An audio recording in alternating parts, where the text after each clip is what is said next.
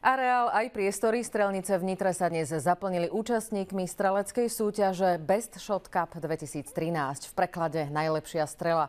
Svoje schopnosti a sily si sem prišli zmerať statní chlapi z bezpečnostných služieb. Bol to už tretí ročník a o kvalitách podujatia svedčí aj medzinárodná účasť. Okrem Slovákov presnú mušku predviedli borci z Ukrajiny, Poľska aj Česka. Nielen samotné výkony, ale aj kvalita celej streleckej súťaže z roka na rok napreduje a účastníkov pribúda. Cieľ je jasný – vytvoriť tradíciu, ale aj priblížiť ľuďom prácu bezpečnostných služieb. Aby tie bezpečnostné služby neboli predstavované v nejakom len v tom negatívnom slova zmysle, hej, ale aj pozitívne. My v Poľsku sme takúto súťaž organizovali už 12 krát, tak chceme vidieť konkurenciu a porovnať úroveň.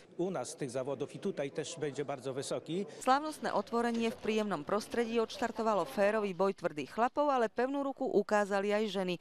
Okrem toho presné oko a veľa zásahov. Súťažilo sa v niekoľkých kategóriách. Strieľa sa na 25 metrov, mierená.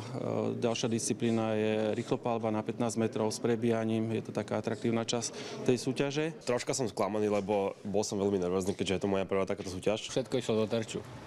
To je podstatné asi. Na to, že to bola druhá oficiálna súťaž v mojom živote, tak celkom dobre. Z predchádzajúcich dvoch ročníkov si víťazný pohár odniesol mladý Nitrančan Juraj Stodola. Špeciálne finty nemá, treba vraj iba trénovať. V prvom rade to musí človeka baviť. Potom to už ide asi samo. Aj keď víťazný pohár si mohli odniesť len niektorí, vynikajúci guláš hostiteľa sa ušiel každému. No a dobrá nálada sprevádzala celú súťaž. Zdá sa, že toto podujatie má pred sebou priaznivú budúcnosť. Organizátori dúfajú, že už o 2 roky by sa na ňom mohli zúčastniť SBS-kári až z 8 krajín. Barbara Štefanovičová, Teatry.